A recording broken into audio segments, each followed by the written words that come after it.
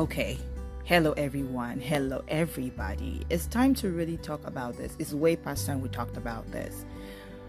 Is social media real or not? Yay or nay? My answer? Yes, it is real. Because you're there. Because I am there. Because our loved ones are there. Because our friends are there. And if we're all unreal, then the world isn't real either. So social media is as real. In fact, social media is more real than what you want to call real life. But let us just say the life on social media is more real than the life offline. Life online is more real because people are more able to talk more, able to vent more, able to bant more because they are anonymous. They are not seen, they are not known. And so you can talk to somebody who is thousands of miles away from you, who doesn't know you, doesn't know what you do unless you tell them. And you could even decide that you're not even going to tell them the truth, and you can say anything because of that. So people are more real because reality it goes way beyond what you see. Let me say that again. Reality is way beyond what you can see. Reality is in people's mind, is in the thoughts. Because the thoughts is what give birth to actions.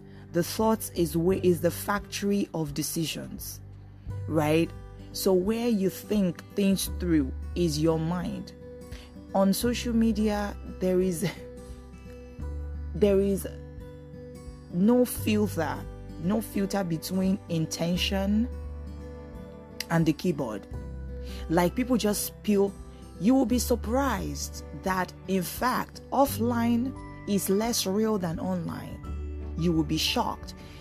If online wasn't real, why would companies, organizations, HR managers go on your social media page to check your social media history? Why would they do that if social media wasn't real? Why would they go through your social media feeds to see the things you like, to see the people you like, to see the people you follow, to read your comments? Why would they do that? If social media was not real, why would your posts of 10 years ago mean anything now to anybody? Why would it matter? Why would it matter whether you said it 10 years ago or you said it a minute ago? Why would it matter? It's not real, right? I think one other thing we like to do is we like to deceive ourselves. But when push comes to shove, when the tire or the rubber hits the road, we all know that social media is more real than offline. Because offline, I can see you, you can see me. There are things I would not say to your face. In fact, there are so many things I will not say, period. Because you know me, you see me, and I wouldn't want to shoot myself in the leg. But nobody gets to shoot themselves in the leg on social media. You can't even see my face. You understand what I'm saying? You can't see my face. I probably wouldn't put my real name there. And I can say anything I like. But it's not anything I like I'm saying. It's what I'm thinking that I'm telling you. And when I'm telling you what I'm thinking, that is the real me. The real you, I think we like to, because social media is so chaotic, it just goes to show that the world is chaotic. The mind is chaotic. That's what it shows. What you see on social media is how people's thoughts are. Unpredictable, chaotic, extreme. What we see offline is not real. That is the one that isn't real. You know why? Because we're all trying to look best. We're all trying to look our best. We're all trying to show a certain side of us that is likable. We're all trying to, we're more pretentious. Granted, people come on social media to flash a lifestyle that isn't real, and people who know them well know that that is not their real life. But let's face it, before social media came, were there liars or were there no liars? Because if you come online and show a life that is not yours, you're a liar. It's that simple. I'm not one for labels. I'm one for definitions. What is a liar? Is somebody who tells something that isn't true or presents an untruth, right? So if you're not telling the truth, you are a liar. There's no, let's not use, I'm not going to go into the labels. That is not my thing. But this is what I would say, or whether this is the question I would ask. So I asked the question, why would HR of companies check your social media if it's not real? Because they know that is the cheapest form of psychological analysis. Let me say that again. HR check your social media history because that is the cheapest form of psychological analysis. Your mental state, your emotional state, that is like your emotional and your psychological and your subconscious history. At the end of the day, your subconscious is who you are. How you are when you are caught off guard, how you are when you think, when you are anonymous. That is the real you. So they want to know how you are really, instead of paying money to psychologists to psychoanalyze you and all of that stuff, where you are prepared for psychological analysis. This one, you're not prepared for it. You're speaking your mind.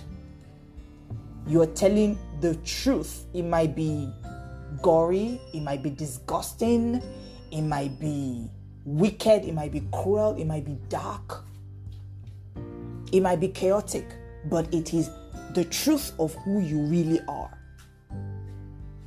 And so when they check your social media history and they find that this person needs to, they won't just hire some people. They didn't hire a lot of people.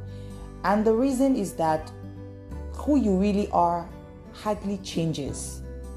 So they cannot bank on you changing, because that is who you are under pressure. That is who you are when you think nobody is seeing you. You're yourself. How you are indoors when nobody is seeing you is different from how you are when everybody and anybody can see you. And most of the comments we make online, most of the reactions we make online, most of the things we follow online, we do that in our PJs, with our beauty marks on, with our hair undone, without brushing our teeth, while we are still in bed, when we have not taken our bath, at our most unpresentable moments, we are on social media. And that is the real us. So even companies don't want to hire people who are just polite for show, who are just polite because it would get them what they want. No, they want somebody who is really, really polite, who will be polite under pressure, who will be polite when provoked, who will be polite when nobody can see them. They also want real people in their own companies as well. So don't deceive yourself into saying social media is not real. You can just say some people are not showing their real self. That's about it. Because if social media is not real, then that means every one of us, that's what I just said. I said that a few moments ago. Like, you're there, I am there, and I'm real. And I believe you're real too. So if social media is not real, then all of us aren't real. That's what that means. And if all of us are not real, who makes social media? Who makes up the media? Who makes it social? Who makes social media? All of us. If you have a social media account, we all make social media. So if we're going to come out and say social media is not real, that means all of us are not real. And is that really the truth? Are you saying you're not real? I don't know about you, but I would like to think you, if you're listening in on this, you're real. I am real too. Whether you see my face or not is not the issue. I am real.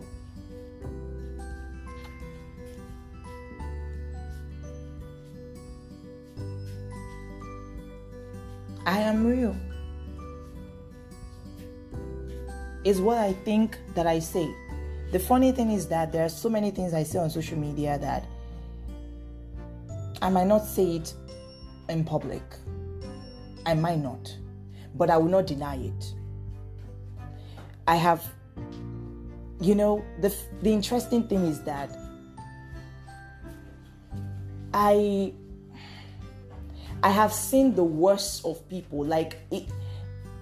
You experience the worst. If you have experienced a lot of people, you experience the good, the bad, and the ugly in a way that is covert, is not obvious, right? But on social media, they tell you to your face that they are cruel and they are mean, right? I've had to report some people on social media for racist, violent statements. And there is no way you can convince me that these same people who make these comments, and I'm not going to repeat them, no. You will not convince me that these same people who made these comments will say the same thing where we can all see their faces, we know where they work, we know where they live, we know their real government names. Like they're going to say it in public. They're probably one who would speak against racism. They're probably the ones who will speak against racism where everybody can see them. But because they have the anonymity of social media, they are just the deepest part of themselves just comes spilling through their keyboards on social media for the whole world to see. And somebody is going to tell me that isn't real. Of course, some people will say, oh, they just said it to push clout. And I'm like, there are so many ways you can promote yourself. Why would you pick racism, gender wars, all those extreme, divisive tactic to promote? Why would you do that? Companies have made sales from adverts and they did not use these formats. They made sales, huge sales. But you chose to pick those ones. You chose it. That's the point. You chose to be extreme. You coming out to tell me it's a joke makes it even worse, because you are joking about things that are a matter of life and death to some people. This is their life. They've lost people in their group and their race and their ethnicity because of these issues. And then you use it to promote yourself. That is even worse. And then you now call it a joke. That means you not only insult these people, but you also see them as a joke.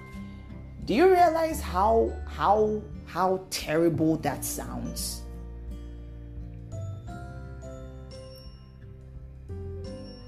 People are what they say, ladies and gentlemen.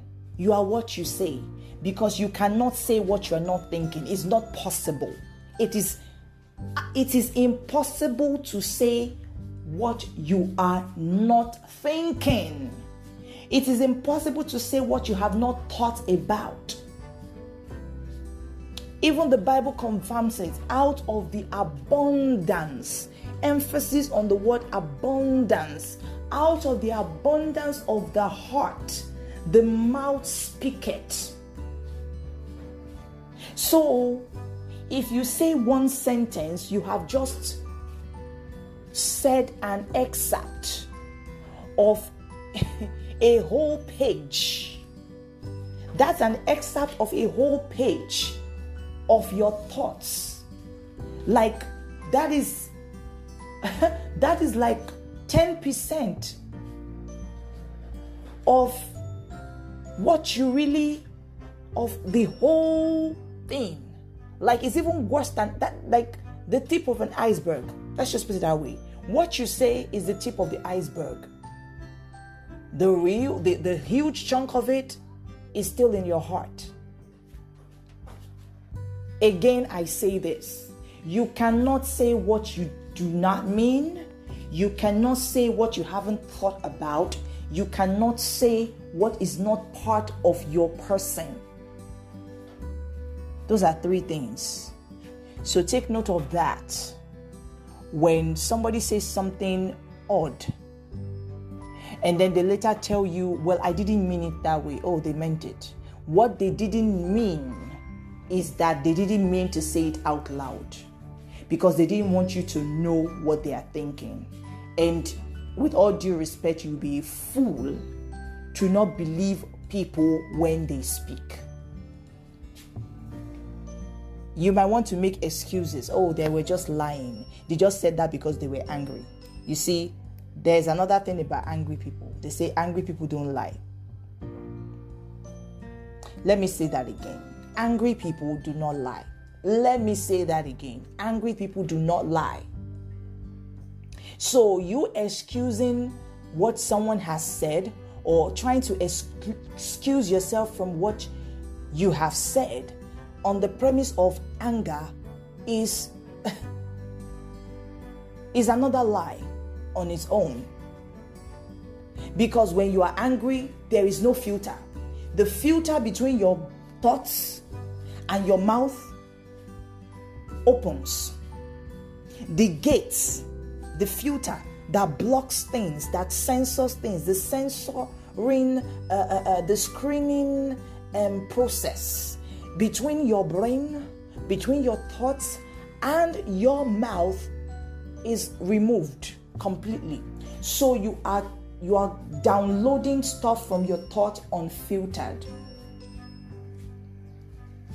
Of course, when you now stop being angry, you now realize you said too much. You said too much. It's not that you did not speak your mind, but you said too much from your mind. Because now it makes you look bad, and everybody is looking at you like they have never seen you before. Well, if you want to convince them that is not true, then you need to handle your thoughts. You need to handle why you think that way. And if you want to change, it's not enough to just apologize. It's that you work on your thoughts and you think about whatever is good, whatever is pure, whatever is of good report. If they are of virtue, those are the things you think about. You cannot think of honest things and then start telling lies. It's not possible. Even if you are angry, at the end of the day, when you are angry, what you're thinking is what you say.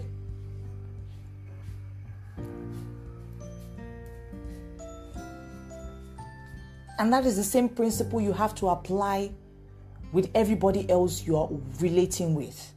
When a person says something in anger, and that is why sometimes, even at job interviews, they deliberately try to provoke you.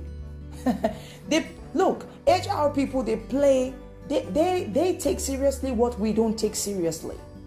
We are the ones who are trying to make a joke of ourselves when we say things like social media is not real. Or that when somebody says something in anger, we shouldn't take it seriously. Or something like, or one of those things. No, they take what you say seriously. And sometimes they try to provoke you because they know that you are coming with your best. So they want to ruffle your feathers. If they don't ruffle your feathers, well, how would they know the color of your skin? And I don't mean physical skin. I mean your real color. How would they know what is beneath the feathers if they don't ruffle your feathers? So they will throw you some questions that would upset you because they want to know what is really in your mind. They want to know the real you. So they try to provoke you. The best way is not learning to control your anger, which is a good thing. The best way is to be very deliberate of the things you think about and make sure they are good. When you think about honest things, when you think about pure things, no matter how provoked you are, you will never say the wrong thing. You will say the right thing. You will say the honest thing. No matter how provoked you are. Professor D.K. Olukoya said something. He said he used a bottle as an illustration. He said, if a bottle is empty, like it's empty, the bottle is empty, there is nothing in it. No matter how much you shake it, you can shake it from today till Jesus comes, and nothing will come out of that bottle because there is nothing in the bottle. But if there is something in that bottle and you shake it, no matter how corked or sealed the bottle is, it can burst and the contents can spill out. It can burst. In fact, the more you shake it, the weaker it becomes. And eventually, there will be leakages somewhere. And then it begins to trickle out. It begins to trickle out, or sometimes just burst altogether, and everything in it would spill out. What that means is this. If you do not have bad words, if you speak bad words, it's because bad words were in you. You have bad thoughts. If you speak good words when you are provoked, it's because you have good words within you. So it is not an issue of, oh, I said what I said because she provoked me. No, darling. You said what you said because that was what you were thinking. And she shook you. The person shook you, and what was inside you came out. That's about it. We're like that bottle. If nothing is in you, they can shake you from any time, any day. Nothing will come out of it. But understand that when you are shaking, when life shakes you, when life happens and it shakes you, is what is in you that will spill out.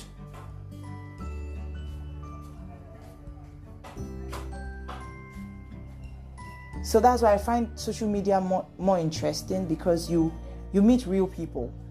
Yes, the people come through lying, presenting a face. You must be, for somebody to even do that, you must be a pro in psychopathy. Truly, if you can come online and lie, even under provocation, wow, you're a pro. And that even makes you more dangerous than an offline psychopath, right? So you see the worst of people.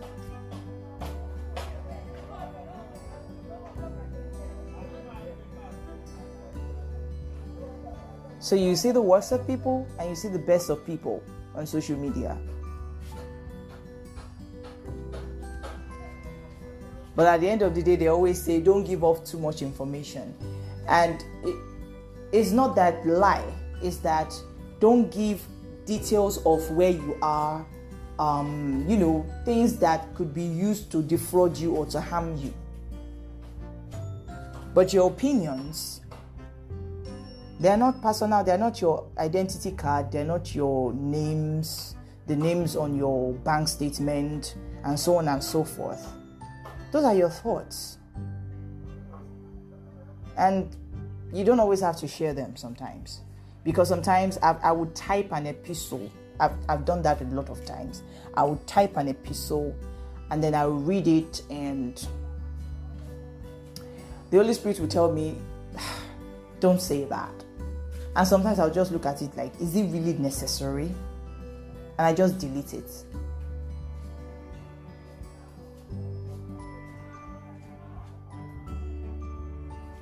So truth be told, some people are more relaxed offline. You can see who they really are offline than you see online. Sometimes, But at the same time, I mean, I feel that what social media has taught me is patience, because it takes a lot of time to type your words, to edit it, to make sure that there's no typographic error. It takes longer than that to actually speak and respond. Right? And that's why you even see people more in spaces like Clubhouse and stuff like that, where, they are not typing their response, they are saying it, they are responding verbally.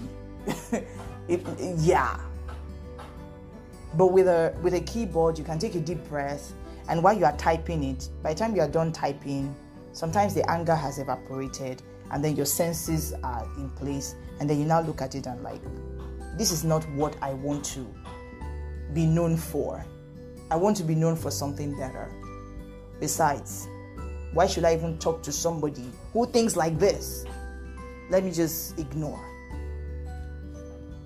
And it has helped me in my offline life.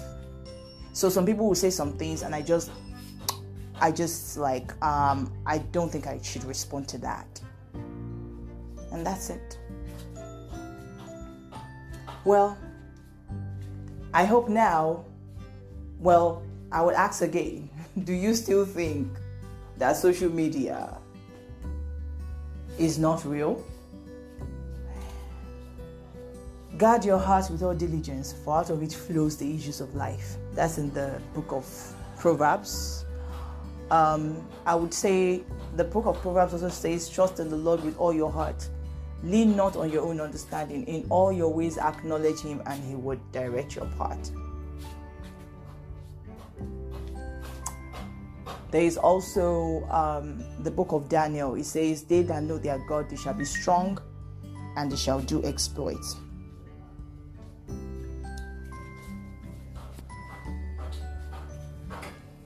Remember, God has not given you the spirit of fear, but of power and of love and of a sound mind.